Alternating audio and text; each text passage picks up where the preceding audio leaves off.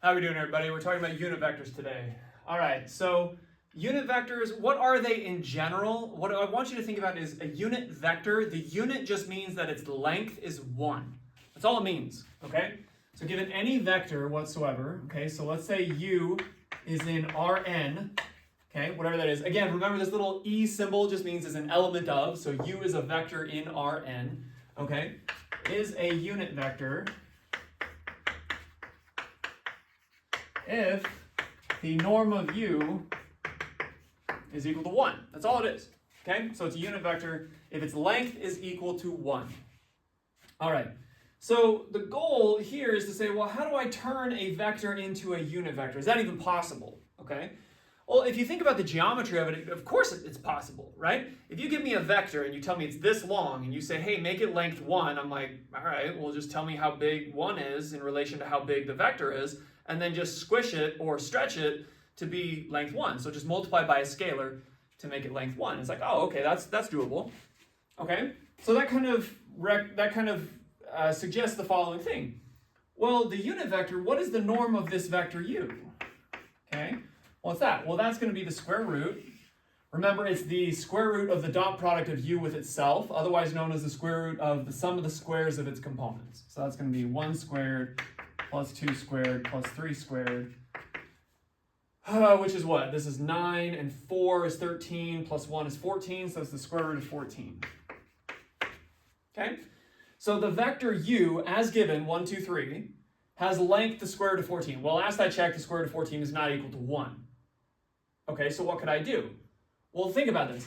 If u is length square root of 14, then if I divide u by its length, the square root of 14, then I should have a vector of length square root of 14 over square root of 14, which is 1.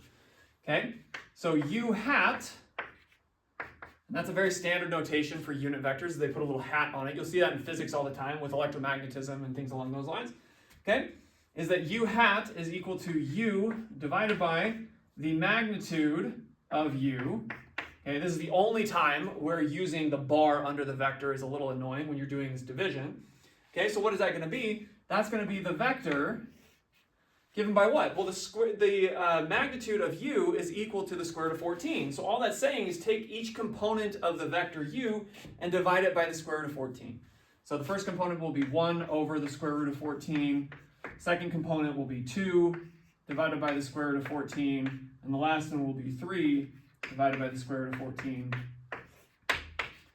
That is my unit vector for u, which is still in the direction of u, which has magnitude equal to 1. Okay?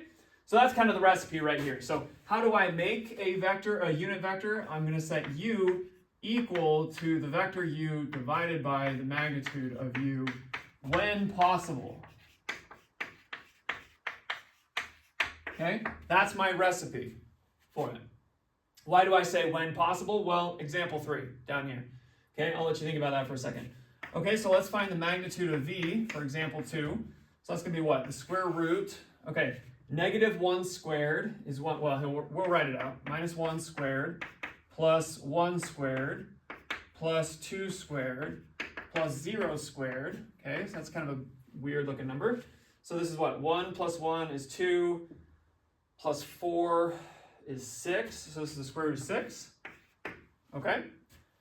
So again, not equal to 1. Square root of 6 is not equal to 1, last I checked. So that means that v can be turned into a unit vector by v hat, which becomes what?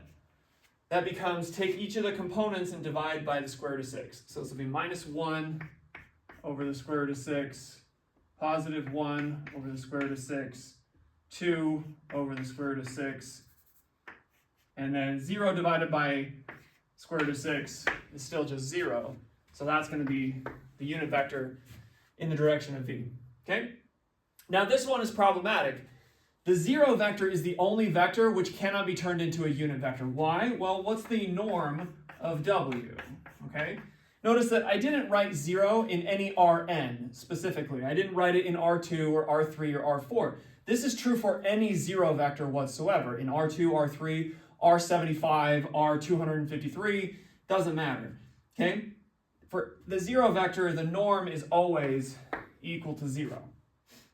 So if I go up to my recipe says, hey, to turn it into a unit vector, take the vector 0 and divide by 0. Yeah, good luck with that.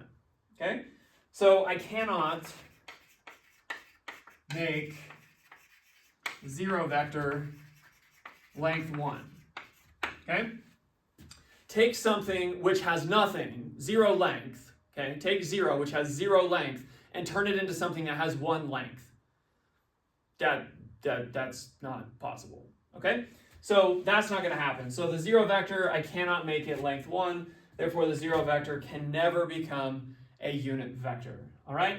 But again, here's your recipe for turning any non-zero vector into a unit vector simply by dividing the vector itself by the magnitude. I hope this was helpful. I hope this helps in terms of your physics classes and all of that with your electromagnetism when you're trying to figure out magnetism and electric, like the magnetic field and the electric field, and you're looking at all these different unit vectors that are orthogonal and all this craziness and all that. I hope this helps demystify what these little hats are in terms of these vectors and how to turn any given non-zero vector into a unit vector. All right, if you liked the video, again, hit that thumbs up button, comment down below, and like and subscribe, and we'll keep this going.